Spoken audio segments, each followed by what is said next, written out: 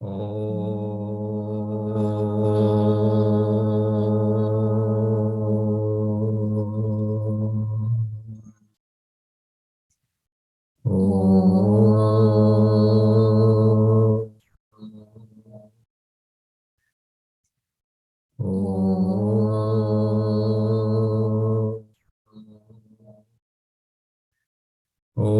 Sahana Vavatu Sahanau Bhunattu Sahaviryam Karavavahai Tejasvinavadhitamastu ma vidvishavahai.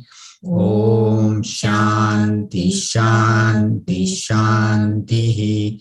Sadashiva Samarambham Shankaracharya Madhyamam Asmadacharya Paryantam Vande Guru Paramparam Shruti Smriti Purananam Alayam Karunalayam Namami Bhagavat Pada Shankaram Loka Shankaram Shankaram Shankaracharyam Keshavam Badarayanam Sutra Bhashya Kritau Vande Bhagavantau Punah Punah Shri Chinmaya Yatishasya Gurum Vande Tapovanam Tam Himavad Vibhutim Vai Jnana Vairagya Rupinam Samasta Jana Kalyane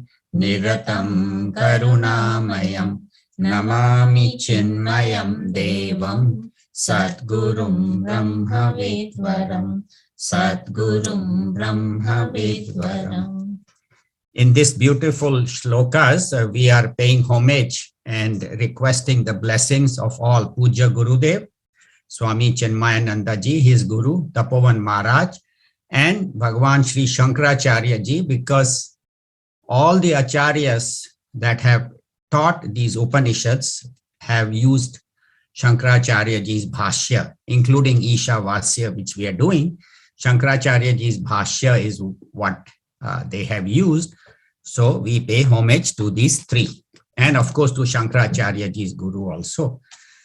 So last week we did this most beautiful verse, Isha Vasya Midagam Sarvam Yad Kinchit Jagatyan Jagat Tena Tyaktena Bhunjithaha Magrida Kasya Swidhanam.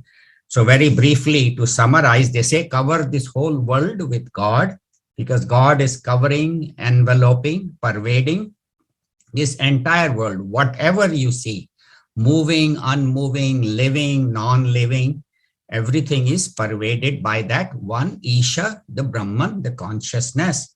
And everything is enlivened by that. And whatever is moving, that itself is changeless. Brahman is changeless. But because of the presence of that consciousness, you and I are able to move. And then what that does is removes all anger, hatred, raga, dvesha, because everything is one and everything is me as the higher consciousness. So even if somebody is giving sorrow, I see that the Lord in them and I don't have hatred towards anybody. So that is called see oneness. Oneness at the Atman level, at the consciousness level. And then he says, Tena Tyaktena Bhunjithaha. To enjoy this world, you have to have renunciation. If you hold on to things too much, then the thing when it leaves will give you sorrow. So treat everybody as equal, but do not depend too much on one. Also, Bhunjita also means protect yourself. Otherwise, you get too caught in things. So protect yourself, protect your Atma. And Magrida Kasya Swidhanam, nothing belongs to me, everything belongs to God. So do not covet anybody else's wealth. Also, we have mentioned few times the world is unreal and Brahman is real. So people always say, well, if I can see the world, how you can call it unreal? So we have talked about it, but briefly we can cover that point. When we say unreal means that which is permanent in the past, present, and future always will be there is called real in Vedanta. What was not there is there, and then will not be there is considered unreal or temporary. So like this world was not there, you and I were not there, but now we are here, and then in a few years we won't be.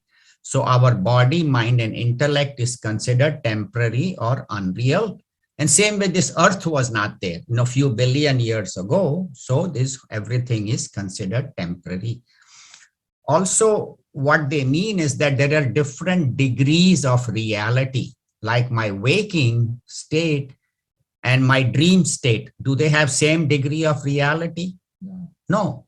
Dream, I project in my mind, and then when I wake up, then I say that was only a dream. So similarly, in the mind of God, this world is said to be a dream. So that's why it does not have the same reality as Brahman, as you, as the consciousness. The third thing is that whatever is changing will perish, and whatever perishes is unreal. So there are many reasons why this world is considered unreal. Also, Mahatmas tell us that once you wake up to that higher state of reality, then you will realize this world is unreal. You and I don't, because we are still caught in that ignorance. But once we get enlightenment and wake up to that higher state, then we shall see that this world does not have the same degree of reality. It is like a mirage on sand, snake on rope, or ghost on post, and so on. So just as in a dream, when I am caught in the dream, I think the dream is real. I think it is very real. And if there is a lion chasing me and I'm up in the tree, and then I'm scared, and then a Mahatma comes and says, don't be afraid. This dream is unreal. You are unreal. This tree is unreal. This lion is unreal. He said, Mahatma ji, you please go. Apne raste pe chalo. I am not coming down, because for me the Mahatma is real. The lion is real. Mahatma knows, because he is enlightened. He says, you are not. This is just a dream in your mind. You are sleeping in your house in Bakersfield, but we don't believe him. So same way, all the masters tell us that do not give too much reality to this world. So I thought I would clarify this real and unreal, because people always have doubt. If I can see the table, if I can see the computer, if I can see my body, how is it considered unreal? The another point I just wanted to cover, waves. That Gurudev has said that there are 7 waves of thought in this Upanishad, 7 waves. So the first wave is this Ishavasyam Idagam Sarvam. That is the most important shloka of this Upanishad. And the Rishi starts with a bang, that renounce this world and then only you can enjoy. Renounce again does not mean put on orange clothes and walk away, but do not have too much dependence. And we'll be covering that little bit today also, about what is external renunciation and internal renunciation. The second wave is this shloka we are going to do today, which is the essence of Karma Yoga. That is shloka number 2. And then shloka number 3 tells us that what will happen if we neither follow the first shloka or the second shloka. First is renunciation and seeing God everywhere. Seeing God everywhere. And second is Karma Yoga. If we don't follow either one of those two, then what will happen to us? So the Mother Shruti is gently advising us, guiding us on what will happen if we don't do it.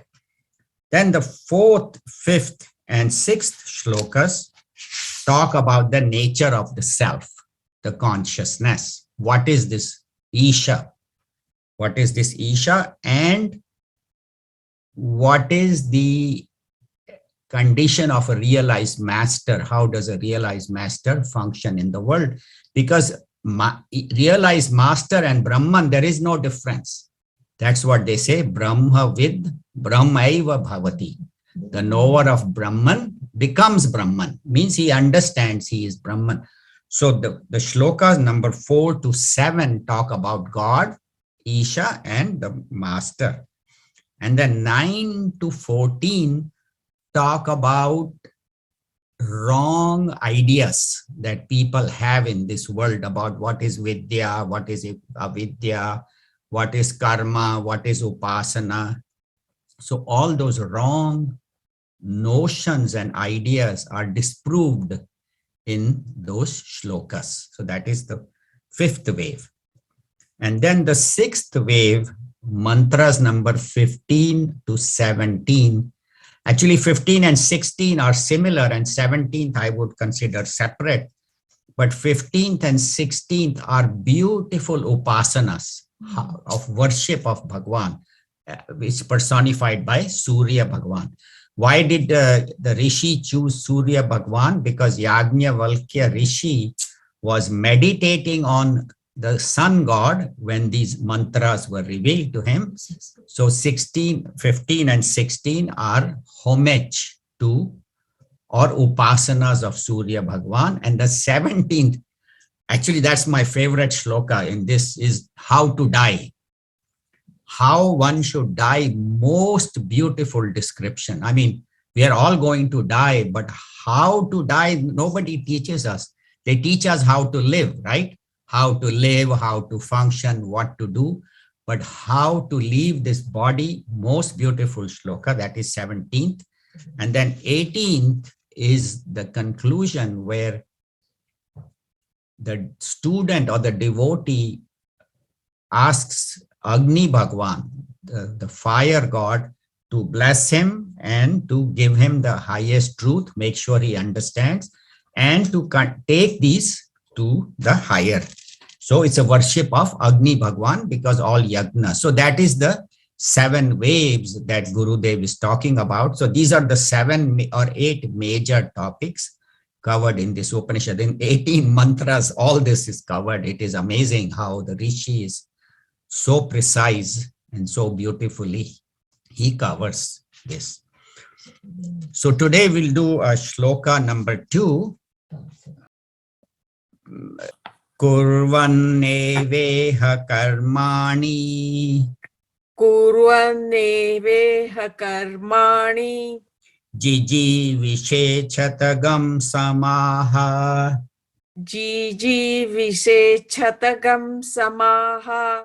Evam tvai nanyatetosti. Evam trai nanyatetosi. Na karma lipyate nare. Na karma lipyate nare. Kurvanneveha karmani. Jijivichetagam samaha. Evam tvai nanyatetosti. Na karma lipyate nare. Maybe one more time. Kurvanneveha karmani. Jijivichetagam samaha. Evam tvai nanyatetosti. Na karma lipyate nare. So this most beautiful shloka has the entire essence of karma yoga. What the whole 3rd chapter of the Bhagavad Gita, Bhagavan Sri Krishna has given, this is summarized in this verse. As we had spoken in the introduction, there are 18 mantras, and 18 mantras correspond to 18 chapters in the Bhagavad Gita. So a lot of the ideas of Bhagavad Gita are in this. Actually, this was before. So you can say that Bhagavan Sri Krishna took the essence of these 18 shlokas and put that in the 18th chapter. Of course, he used other Upanishads also, Katha Upanishad and all of those, Mundak and all. But this is one of them. So this is Karma Yoga. Kurvan. Kurvan means doing. It is having done. Kurvan means performing, doing. It is the present continuous. kurvan. So have doing, not having done, doing. While doing, eva, these alone is important. Iha karmani. Iha means here in this world. Karmani means doing all actions alone is important, is necessary. And jijivishet, one should desire to live. Shatagam samaha. Shata means 100. Shatagam samaha means one should desire to live for 100 years. So doing karmas alone, one should desire to live for 100 years. Okay, samajh gaya. Then he says, evam tvai, in this way alone, one should live. Nan anyat, not other. Itaha asti. Itaha is the fifth case. Than this, there is nothing else for you to do. Na anyat, nothing else. Asti is for you. Why? Because na karma, the karma means the actions. Na lipyate nare. Nare is the seventh case. In the individual, when he is doing karmas to the individual, karmas do not bind, do not, lipyate means he does not get bound. So people may ask, Guruji, can you please explain? So he says, what? He says, where is karma yoga in this? You said live for 100 years, okay. Do karmas, oh, so we always do. There is nothing else for you to do. Yes, karmas we all do, we know. And where does it say na karma yoga lipyate nare? You have not, it does not mention karma yoga at all. I don't see it. So that's why we cannot study scriptures from a Sanskrit to English dictionary. Please note, do not pick up a dictionary and say, okay, samajh aa gaya. You need a guru, you need a teacher. So we'll cover this, why this shloka is karma yoga, not karma, even though it's not mentioned, but it is very clear. So why is the teacher recommending the path of karma? Let us first ask that. The thing is, the last shloka talked about seeing God everywhere and then renunciation and giving up attachments. So that is very difficult. Now you ask me to do work, I can do, but tell me to give up, no, I can't do that. Or we may not be fit for sannyasa, like Arjuna. Arjuna wanted to leave everything, leave the war, go to the forest and meditate. He tells Arjuna, he tells Bhagavan Shri Krishna, you yourself said the path of karma sannyas is better than karma yoga. Then why are you not letting me go to the forest? Why are you asking me to fight this horrible war? So Arjuna himself asked, so Bhagavan says, you are not fit. Sankhya yogena yoginam karma yoga. Sankhya yogena sankhyanam karma yogena yoginam. You are at this moment, your mind is full of desires, full of likes and dislikes, full of anger and hatred. You are not ready for sannyas. See, most of us are at that level where we are not ready to give up the world and go to the forest and meditate. But one can slowly detach and while living in this world, live relative world of sannyas. What Kusum is doing, that is perfect example of living in this world and living in sannyas. So studying and all that. So that is called sannyasi. So he says we have two choices and we have to decide which suits us better. And most of us actually don't want to work. Think about it. You know, we say Brahman is a karta, very good. I am also a karta. And whenever we go for a job, we first ask how many weeks vacation I will get, right? If the one gives 6 weeks and one gives 2 weeks, I'll pick that one. And when do we have most fun? Not while working, either on the weekend or vacation. You ask children, summer vacation, 3 months. So most of us want to be lazy, not work. So Rishi says, Kurvan, you must do karmas. Even if you live for 100 years, every day of your life, you should work. Do not spend in laziness. So that is very important. And when you have given up regular work, then do spiritual work. Study yourself, daily sit and study, daily try to meditate, try to memorize these shlokas as best as you can. Try, even if you can't memorize, just take a book and chant. Listen to chantings of Mahatmas. So that is very, very important. So that is why he says, Kurvan, you must do the karmas even if you live for 100 years. Now, in our life, there are 6 kinds of karmas. Mahatma say Nitya, Naimitya, Kamya, Nishiddha, Prayaschitta, and Upasana.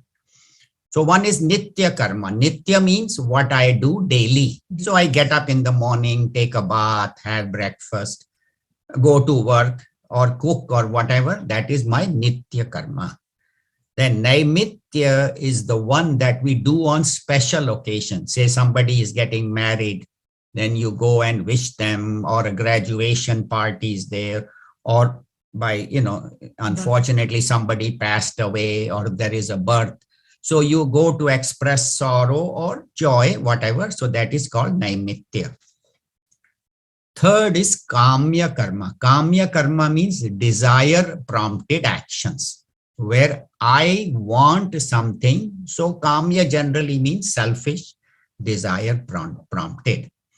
The fourth one is Nishiddha karma. Nishiddha means forbidden, should not be done. That's why even the Bible says, thou shalt not cheat, thou shalt not lie, and so on. All the scriptures, Bhagavan Sri Krishna again and again in the different chapters talks about. So Nishiddha karma. Then if I have done Nishiddha karma, then what should I do? Prayaschit. I should ask for forgiveness. If I have hurt somebody or done something wrong, I must do prayaschit. If I have taken something which doesn't belong to me, then compensate or whatever. And then the last karma is upasana, where I worship the Lord. So these are the 6 karmas that we all have to do. And in our life, we should reduce kamya karma. Of course, nishiddha karma we shouldn't do, forbidden, but even reduce my desire prompted activities and do karma yoga. So now we come to this topic. Where is karma yoga in this? I don't see karma yoga. So one teacher very beautifully explains that Kurvan belongs to Parasmai Pada. I think those of you who are studying Sanskrit class, there are 3 kinds of verbs: Parasmai Pada, Atmane Pada, and Ubhaya Pada. So Atmane Pada is activities I do for myself. Parasmai Pada is activities I do for others. And then Ubhaya Pada is some verbs who belong to both, like Pachati. Pacha, to cook, can be Pachiti or can be Pachete. But Kurvan belongs to Parasmai Pada. So Kurvan is actions done for others. So that is number 1. See, that's how Kurvan is actions done for others. So where is Bhagwan in this? There is no mention of God. You say karma yoga should be dedicated to God.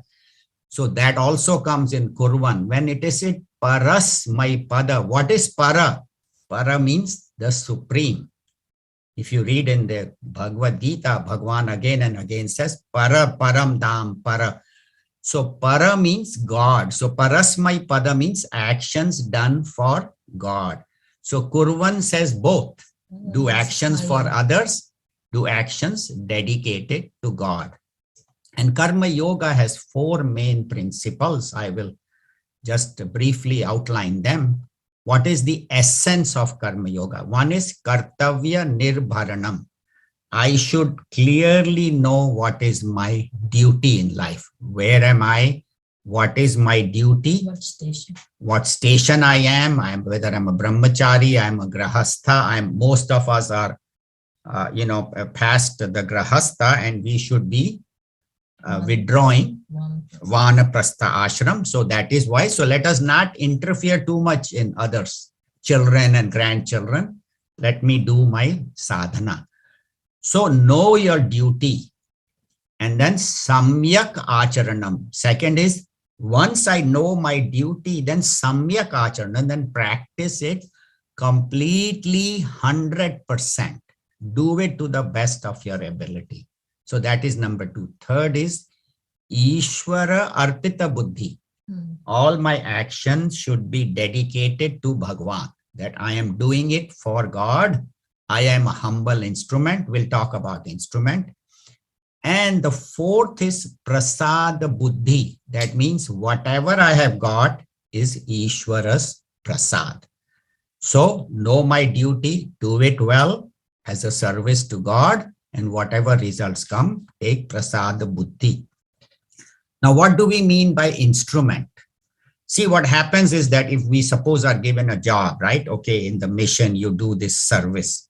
And then after a while, we say, you are not required to do this service. Somebody else will do it. We get very upset. Oh, why? I have been doing it so many years. How come now it's being taken away? So the example they give is a pen. You are writing with a pen, right? Now you write when you need to write. When you don't need to write, you put it down. You don't, the pen doesn't say why you are not using me now. Now I am reading. I don't need the pen. So similarly, when Bhagwan wants to use us, he will use us. And when it's not required, it's fine. So we don't get attached even to service, even to karma yoga. If somebody can do the job better, let him do it. So that is called being an instrument. Then Bhagwan Shri Krishna says in the Bhagavad Gita, Tadartham karma kaunteya mukta sangha samachara. So for that purpose, you do the actions for the higher, he has told earlier. And mukta sangha, without attachment, without I and mine, that it is my duty, I am doing it, I am a great person, I am so on.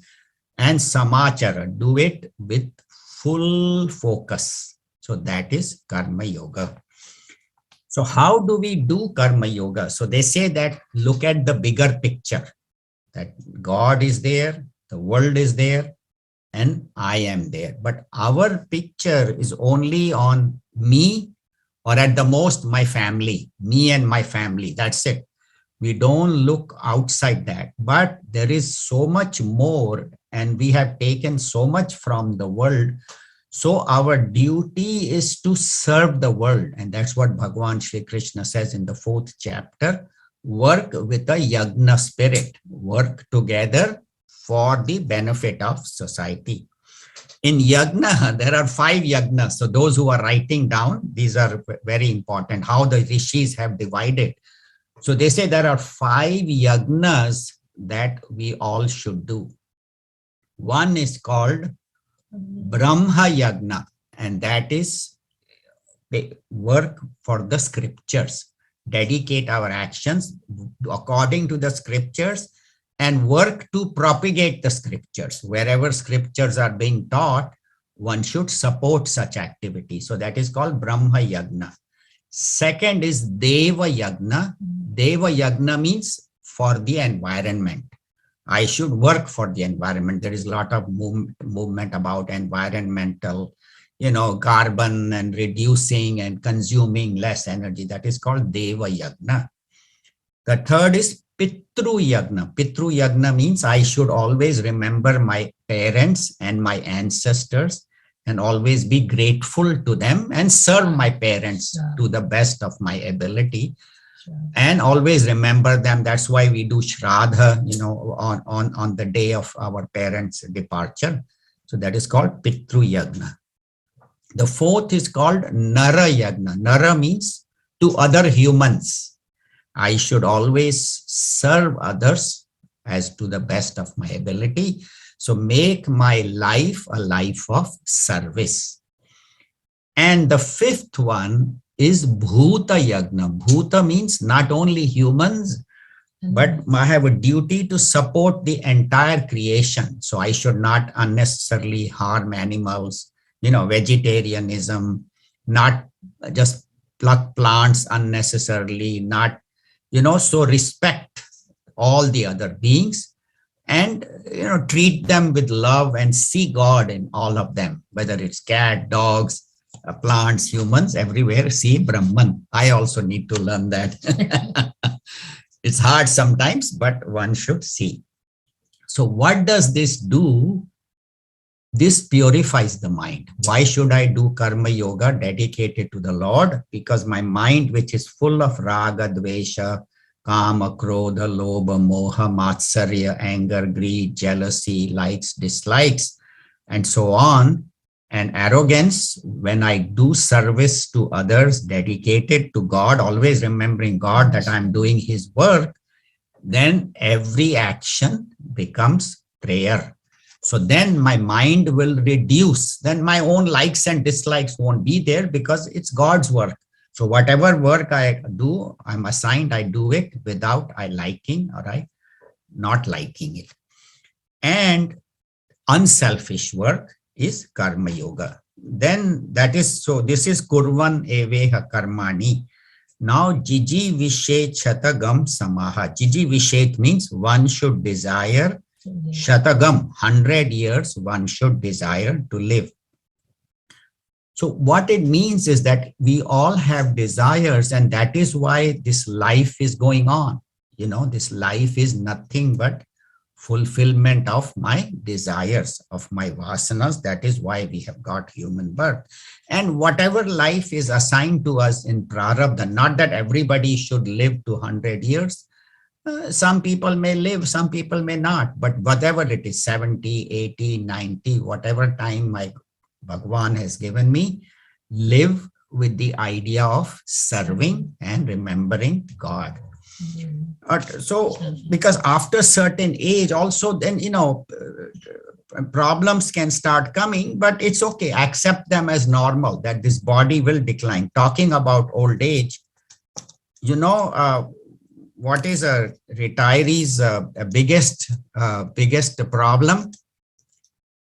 Now, first one, how many retirees it takes to change a light bulb? They say one retiree, but it takes all day. And second, what is a retiree's biggest complaint? There is not enough time to do all the things. So that is retired life. That is how we live. So that's what they say, that whatever the time you have, do activities to the best of your ability. Don't be lazy. And for you, there is no other, as we had said. You do karma yoga, and then that will progress to sannyasa. Karma yoga then will progress to karma sannyasa. Like most of us have accomplished what we came in this world. Some of you are younger, much younger, but people like Sharad and all. But most of us are at the vanaprastha level, where we have done whatever. So spend more time for Bhagwan. Because if we don't do that, and if we still keep holding on to me and mine and karma and all that, and not spending time in God, all that will do is create more bondage. Na karma lipyate nare. So for us, there is nothing else. Either do sannyasa or do karma yoga. Is there a third choice? No. The Rishi says it very clearly. You have na anyat. There is nothing else for do. Either do karma sannyas or do karma yoga. Can I do third? Zero. There is no third option. Pick one of those two. And even whatever you're doing, do it as service of God. And for that is for an ajnani, for people like us who are still on the path of service. This applies to us. How about for a jnani? How does he does karma? So they say that a jnani or a wise purusha knows that I am Brahman, and body, mind, intellect are working. Guna guneshu vartante iti matva na sajjate. Bhagavan Sri Krishna says that the gunas are working. Body, mind, and intellect is doing its work. Let it do it. I am not this body, as we said on Sunday. I am the consciousness, and this body is hungry. This body is working. So that we had talked about. So that is the work of a jnani. And in our pledge, we chant it every day, giving every Sunday, giving more than what we consume, producing more than, giving more than what we take, producing more than what we consume, ever ready to fight against all low tendencies and false values within and without us. So what we are pledging, what Gurudev has given us, that this should be our goal in life: give more than what we take, produce more than what we consume, and do not let our low tendencies and false values take over us. So sannyas can be external or internal. We had talked about sannyas. One is external sannyas. And I put on orange clothes, go to the forest, which all our gurus and teachers have done right after Brahmacharya. After 25 years of study, then they went to Mumbai, studied for 2 years and took sannyas. And we have so much gratitude, because whatever little I am able to communicate, it is because of these acharyas. But for you and me, we should practice internal sannyas, where outwardly I have to keep doing things. I deal with my children, grandchildren, my work, my investments and all that. But internally, I should detach, not be too caught up in these worldly things. Do as less as possible. Jo essential hai karo. What is essential? Less than that, reduce it. Slowly reduce activities, develop an internal sannyas where my mind is not disturbed by what is happening outside. Outside the world will give us enough sorrow. There is no problem. You need sorrow. World is ever ready to give sorrow. If you want vairagya, world will give you plenty of vairagya. Swami says that world is ever ready. But internally develop sannyas, where the world cannot give me sorrow. And what will happen is that when I do a lot of karma yoga, spend time in karma yoga, in bhakti, in upasana, in meditation, in chanting, I will have no time to do other things, watch TV for hours or spend hours on WhatsApp and internet and all. I won't have time. See, everybody has certain fixed things I have to do. Get up, take a shower, all those breakfast, lunch, dinner, cooking, collecting, going to the store, everybody has. So spare time, we have some few hours every day. But if majority of that time I spend in service and remembering God, then I will have less time for others. Not that one shouldn't go on WhatsApp or watch TV or enjoy. We're not saying that. We're not saying that your life should become boring, but reduce the amount of time on these other things. Why? And why should we fill our mind with Lord and with service? Because they say empty mind is devil's workshop. So all negative thoughts will come, why my son is doing this, why my daughter is not doing this, why my daughter-in-law doesn't listen to me, why they are not taking care of their grandkids. I would do. Stop worrying. And also all these, 10 years ago, she said this and I'll never forgive her for that.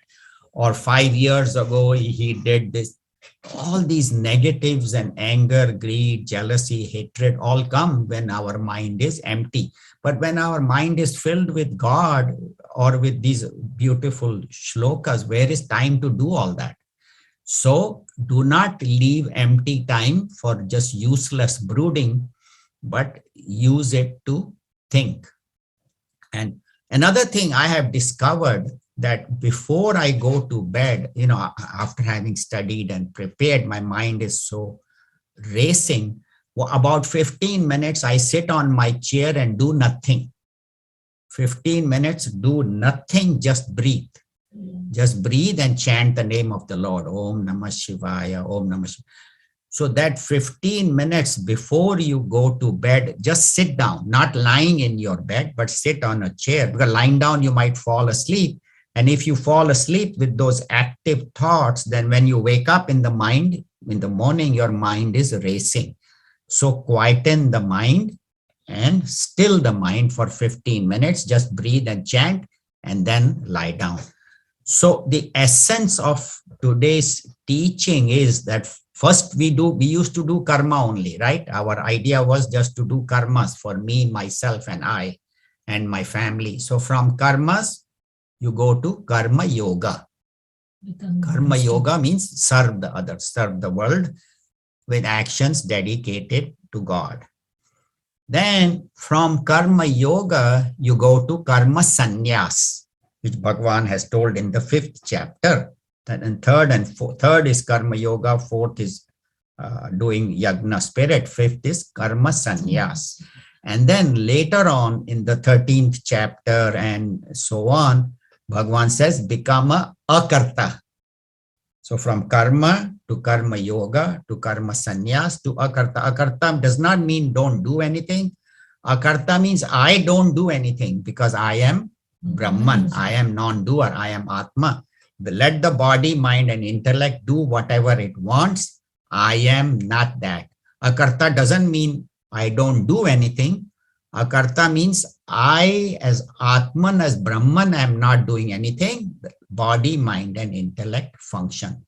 So that is the growth of the individual karma, karma yoga, karma sannyas, slowly giving up activities. And the fourth is I am a non-doer.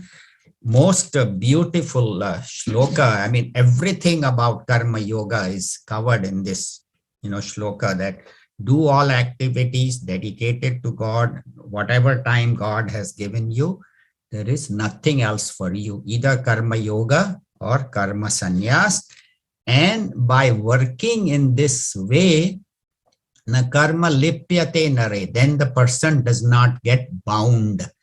And it is bondage of karmas that creates all the sorrow and then creates more birth and sorrow. Transmigration is because of karmas. So if you do actions unselfishly, they won't bind you. Not only that, but they will quieten your mind and make it ready for meditation. So that is the essence of this 4 portions of this beautiful shloka. I was thinking I'll do the third one also, but there is so much to talk in Karma Yoga. So we can chant it, or maybe we can have a few minutes to discuss if somebody has questions. And then we can just chant the next shloka. We won't cover it, but we'll just chant it. Anybody has any questions or comments?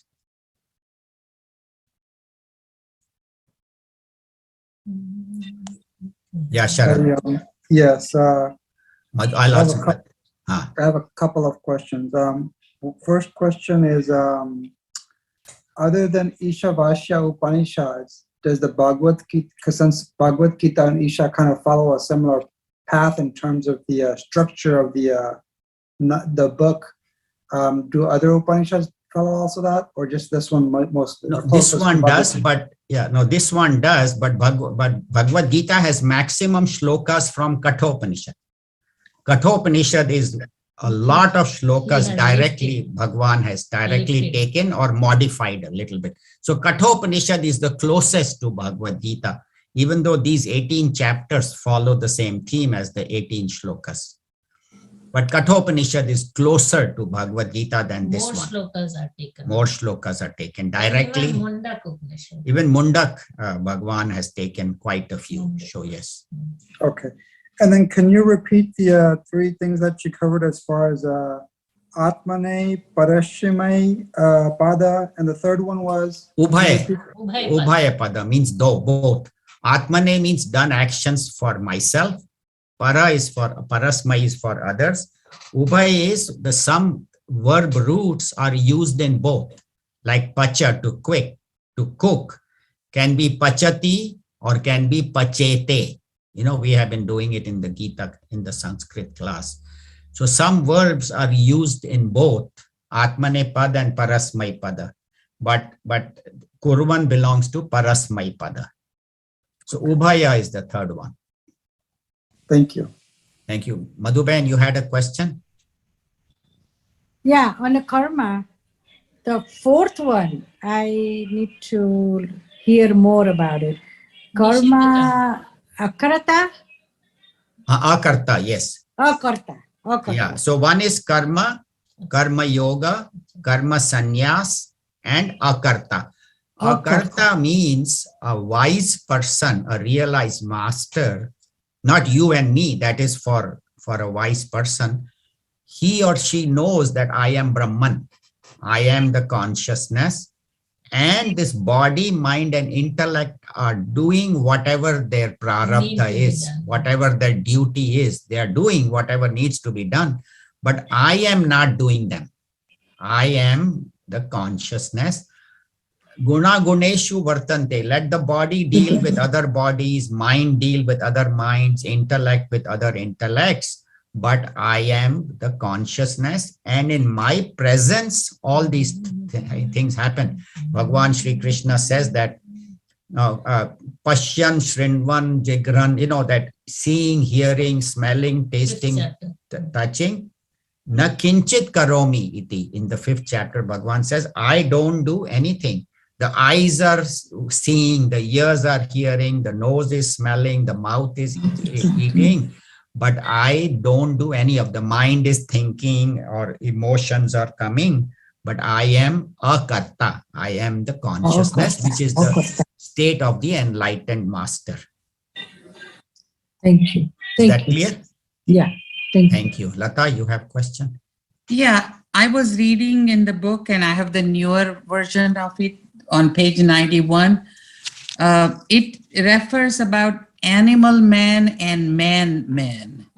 What is it trying to say? Does that say it? Here is one sentence I would read. Dedicated and noble work alone can polish the animal man to a state of true culture and right discipline. Right. So what is it trying to say there? So what he's saying is that a lot of people work at the level of instinct. You know, they live like animals. It means they don't have any culture. You know, they say he's not cultured. So that is animal person who is just, you know, just worried about building house and, you know, just taking care of his own selfish needs, does not care much about others, has a lot of competition, jealousy, fighting, you know, so that is called an animal man who lives at the lowest level. Then from there you evolve to man. And what is man? Man means one who does his duty, that is karma yoga. One who does his duty to the best of his ability to help others, to work with others. And God man is the one who has become one with God, who has the enlightened master. So most of us either are at the animal man level or at the man level at the most. But we have to evolve to God man. I think that's what Gurudev is saying. I think so too. Yeah, as Neeru said, from tamas to rajas to sattva. That also you can say. Tamas is laziness, rajas is selfish activity, sattva is unselfish activity. So one is inaction, action, and unaction. Inaction is laziness, tamas, action is rajas, and unaction is doing activity unselfish and without doership. Okay. And regarding yagna, you had mentioned about Pitru yagna, and just one point I want to make. Our existence is because of those who has been there before us. That's how we worship them and think of them. And it's also in Asian cultures. You know, I think Vietnamese I have seen in their altar, they have the pictures of the departed souls, and they offer them the daily food or fruit, generally fruit and flowers, to sort of respect them. Right. And thank them for your own existence today. If it were not for them, we will not be here. Right. Thank you. But why do we offer food? Also, we do it in Shraddha because food has a gross component and a subtle component. The gross component makes the body. Body, flesh, you know. The subtle component makes the mind and intellect. But the subtle component, when you think about ancestors and offer to them, or when we offer to Bhagwan, you know, when we offer and then Prasad. take it as prasad. So the subtle component is offered to the Pitrus, and they actually get the subtle component of that food. That's why when they offer food to the ancestors, the subtle component of the food travels, it is said, or it is taken by them because they are all over, you know, they are the Pitrus are not somewhere else, you know, the subtle body is everywhere. They may have taken a birth. And they may Swamiji even also have- there. If they have taken a birth, sometime you get a, you know, you get food, no reason, unexpectedly. That means it has offered by your children or from wherever. From Yeah. previous birth, somebody offered Shraddha or offered food, and that's why you suddenly get fed in somebody's house where you were not expecting to be fed, or food No. comes from somewhere, somebody brings it. So that is because of Shraddha. So whenever I get an extra sweet dish, I will remember that. Remember your children from previous birth, not this birth. Okay, thank you. Yeah, so that is the purpose of offering food. The subtle, that's why it's, you know, tera tujhko, and what is that? Jo bhave so lije, jutham apne das ko dije. So he says, whatever, when we do bhoga, you say that whatever you have given, I have offered to you, Bhagwan. Whatever you like, you keep, and whatever is left over Is a prasad. is prasad. Yeah. And then 14 log tumhari shakha, jo dina so aage rakha, jo bhave so lije, juthan apne das ko dije. He says these 14 worlds belong to you, Bhagwan. And whatever I am offering, whether I'm putting a sweet or whatever, it is you, or even a flower, you have given it to me. So who am I to offer? That is my foolishness. no ego, there is But the point is that by offering, I am just expressing my gratitude, and you please take whatever you want, and whatever is left over will be my prasad. It's a very beautiful prayer. 14 log tumhari shakha, jo dina so aage rakha, jo bhave so lije, juthan apne das ko dije. Give it to your servant. In the Pranami faith, they do that when they do offer the bhoga. So that's how I remember this prayer. Mataji used to. My mother used to chant many years. I haven't chanted, so took me a while to get it back. So that is it. Any other questions? It's like saying Brahmarpanam. Yeah, Brahmarpanam, Brahma Havihi. You know, Swamiji's chant. Brahmanam. Brahmagna. In the 4th chapter, we says the food is Brahman, the one who prepared is Brahman, the one who grew the food is Brahman, the one who is eating Brahman, and the one who is being nourished within is also Brahman. So that is the same idea, that Brahma, God alone, is in the food. So food has to be respected. But I still feel that the karma yoga is very well explained in Bhagavad Gita Yes. versus in this shloka. Yeah. I had hard time. I read and read, Right, hard right. time understanding. Swamiji also. Yeah, And no, see- because this is, yeah, I'm sorry. And in Gita, it's explained that you have only right to your actions and not to the fruit. Right. Very well emphasized over and over again in Bhagavad Gita for ordinary person to understand. I feel this is a very high level. Right. No, so because this is only one shloka, Bhagavan used 41 shlokas in the 3rd chapter. So that is the difference. And secondly, Upanishad is meant for a seeker who has already studied Bhagavad Gita, has studied Vivek Chudamani, has done all those, you know, Karma Yoga, Upasana, Bhakti, all of those he has done. And Right. then the Upanishad is to be studied. So you and I are fortunate that we have acharyas to interpret for us. So whatever That is- I'm telling is what the other Swamijis have interpreted. No, this, of course, this is too high for us. Right. No doubt. And of course, the difference of 41, 42 verses one verse. So in Right. one shloka, the Rishi has covered, because his main focus is not Karma Yoga. This book is No. not for Karma Yoga. This is for the highest. He just incidentally mentions one shloka. Most of this Upanishad talks about the highest knowledge. Well, thank you. I benefit from that. I'm sorry? Thank you. I benefit from this action explanation Oh, thank you. because some of us are still at that level and working. No, our we are all ways, at that level. Yeah. Thank you. Thank you. We are all. So anything else anybody wants to add? So there is not enough time. We'll just do the closing prayer. We'll do the third shloka tomorrow. I mean, not tomorrow, next week, is what happens to one who does not practice sannyas and does not practice karma yoga, does not practice either one. What uski kya gati hogi? What happens to him? So because somebody says, Guruji, I don't want to do sannyas and I'm tired of this karma. So then what is my gati? So the Upanishad will give us a little warning. Okay, please don't do that. Pick one or the other. So thank you very much.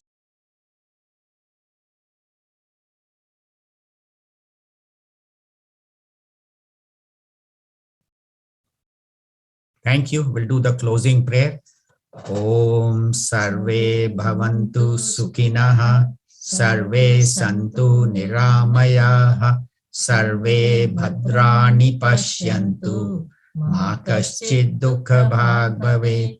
Om Shanti Shanti Shanti.